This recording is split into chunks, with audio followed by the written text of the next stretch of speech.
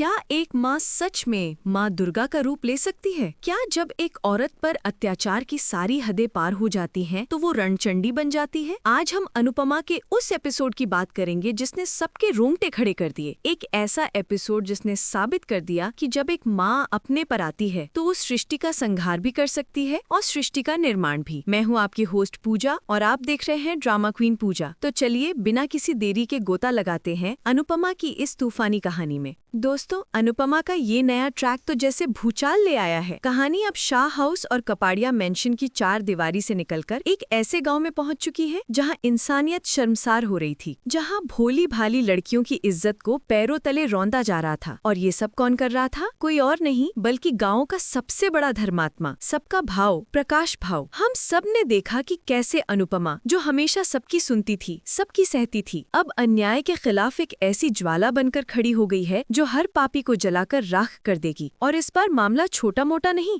बल्कि बहुत ही संगीन है। गांव की मासूम लड़कियों की जिंदगी बर्बाद करने वाले प्रकाश और सोनू का पाप का घड़ा आखिरकार भर ही गया और उसे फोड़ने का काम किया है हमारी अपनी अनुपमा ने। पिछले एपिसोड में हमने देखा कि कैसे अनुपमा के मन में शक का बीज पड़ता है। उसे प्रकाश भाऊ और सोनू की हरकतों में कुछ तो गड़बड़ लगती है। वो महसूस करती है कि इस गांव की हवा में एक अनकहा डर है, एक खामोश चीख है। उसे लगता है कि इन दोनों का गांव में हो रही गलत हरकतों से जरूर कोई न कोई गहरा कनेक्शन है। और उसका शक, एक माँ का शक, बिल्कुल सही निकला। ये प्रकाश भाव जो दिन भर भगवान का नाम जपता है, जो गाँव वालों के लिए किसी देवता से कम नहीं, असल में इंसान की खाल में छिपा सबसे बड़ा शैतान है। उसने और उसके आवारा बेटे सोनू ने मिलकर न जाने कितनी लड़कियों की जिंदगी नर्क बना दी है। और अब जब अनुपमा ने इन भेड़ियों के खिलाफ आवाज उठाने की हिम्मत की है तो ये लोग उसकी जान के दुश्मन बन गए हैं। रात के घने अंधेरे में जब सारा गांव सो रहा होता है, प्रकाश भाव के पालतू गुंडे गिरिजा को मारने के लिए उसके घर पहुंच जाते हैं। गिरिजा, बेचारी मासूम लड़की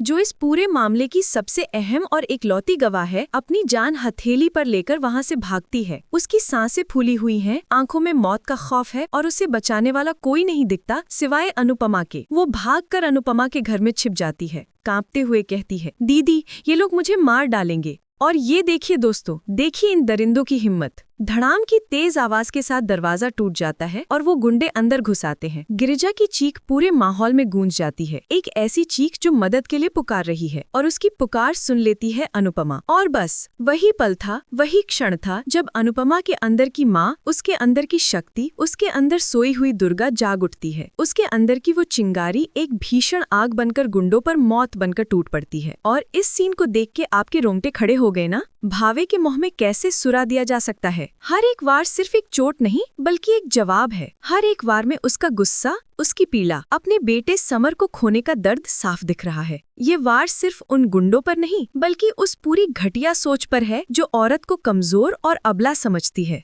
ओ माय गॉड दोस्तों, मेरे तो रोंगटे खड़े हो गए ये सीन देखकर। ये है असली नारी शक्ति। अनुपमा का ये रौद्र रूप देखकर उन गुंडों की हवा टाइट हो जाती है। वो अपनी जान बचाकर दुम दबाकर ऐसे भागते हैं जैसे उन्होंने कोई भूत देख लिया हो। लेकिन अनुपमा उन्हें इतनी आसानी से छोड़ने वाली नहीं है। उसने उसी पल ठान लिया है कि वो प्रकाश और सोनू को उनके किए की ऐसी सजा दिलाएगी कि उनकी आने वाली पुश्तें भी याद रखेंगे। दोस्तों, अब कहानी एक ऐसे मोड़ पर आ गई है जहां से अनुपमा का असली महासंग्राम शुरू होगा। एक तरफ है प्रकाश भाव और सोनू जैसे शक्तिशाली और धन वाले शैतान, और दूसरी तरफ है हमारी अकेली अनुपमा। लेकिन नहीं, वो अकेली नहीं है, बिल्कुल अकेली नहीं है। उसके साथ है गांव की उन सब औरतों का मौन समर्थन जिन्होंने अब तक चुपचाप सब कुछ सहा है, और सबसे बड़ी शक्ति माँ दुर्गा का आशीर्वाद। अगले दिन गाँव में एक खबर आग की तरह फैल जाती है कि अनुपमा ने अकेले ही प्रकाश भाव के गुंडों की धुलाई कर दी। कुछ लोग डरते हैं, कानाफूसी करते हैं कि अनुपमा को इन बड़े लोगों से पंगा नहीं लेना चाहिए था, ये लोग बहुत खतरनाक हैं। लेकिन अनुपमा की आंखों में अब डर का नामो निशान नहीं है, सिर्फ और सिर्फ ज्वाला है। एक ऐसी ज्वाला जो हर अन्याय को भस्म कर देगी। वो गाँव वालों के सामने खड़ी होकर कहती है, जब तक इस धरती पर बुराई जिंदा है तब तक हर औरत में एक दुर्गा जिंदा रहेगी। क्या बात है अनुपमा, क्या डायलॉग है, दिल जीत लिया। सही कहा ना दोस्तों? मुझे कमेंट करके जरूर बताना कि आपको अनुपमा का ये डायलॉग कैसा लगा। और हाँ, अगर आप भी अनुपमा की इस हिम्मत से इम्प्रेस हुए हैं तो जल्दी से इस वीडियो को एक बड़ा सा लाइक दे दीजिए। और अगर अभी तक नहीं किया है तो हमारे चैनल ड्रामा क्वीन पूजा को सब्सक्राइब करना तो बिल्कुल मत भूलिएगा।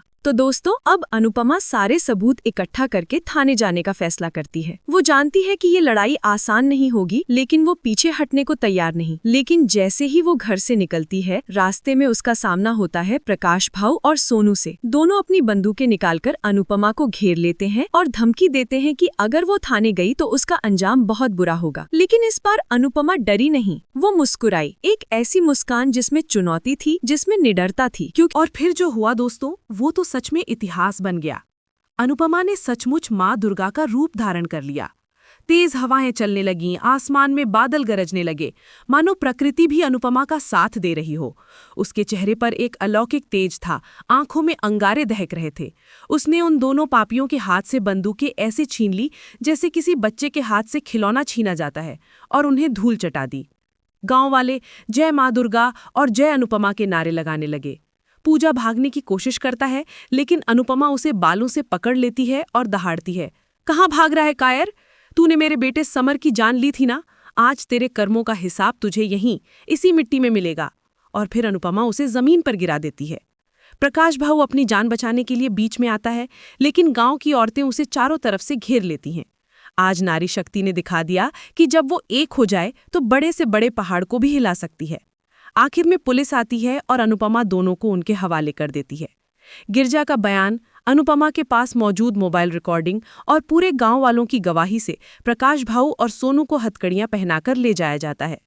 गांव में बरसों बाद शांति की एक लहर दौड़ जाती है। अनुपमा मंदिर जाती है और माँ दुर्गा की मूर्ति के सामने सर झुकाकर रो पड़ती है।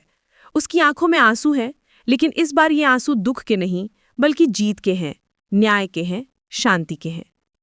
दोस्तों, ये कहानी सिर्फ एक सीरियल की कहानी नहीं है। ये कहानी है हर उस औरत की जो रोज अपनी जिंदगी में किसी न किसी तरह के अन्याय के खिलाफ लड़ती है। ये कहानी है उस माँ की जो अपने बच्चों की ढाल बनकर दुनिया की हर बुरी नज़र से उन्हें बचाती है। ये कहानी है उस शक्ति की, उस हिम्मत की जो हर औरत के अंदर कहीं ना कहीं छिपी होती है, बस उसे जगाने की ज़रूरत होती है। लेकिन दोस्तों रुकिए, कहानी यहीं ख़त्म नहीं होती। कहते हैं ना, पिक्चर अभी बाकी है मेरे दोस्त। जेल की सलाखों के पीछे बैठा प्रकाश भाऊ बदले की आग में किसी घायल सांप की तरह फुफकार रहा है। वो अनुपमा से अपनी इस बेइज्जती का बदला लेने की कसम खाता है। क्या वो जेल से बाहर आकर अनुपमा की जिंदगी में फिर से तूफान लाएगा? क्या अनुपमा इस बार भी उसका सामना कर पाएगी? ये सब जानने के लिए आपको और हमें देखते रहना होगा अनुपमा। और हाँ, रिव्यू और अपडेट्स के लिए हमारा चैनल ड्रामा क्वीन पूजा भी। आपको क्या लगता है दोस्तों, आगे की कहानी क्या मोड़ लेगी? क्या प्रकाश भाऊ का कोई और भी साथी है जो बाहर है, या फिर अनुपमा अब चैन की सांस ले पाएगी? मुझे आपके विचार जानने का बेसब्री से इंतजार रहेगा, तो नीचे कमेंट्स में अपनी राय जरूर बताना।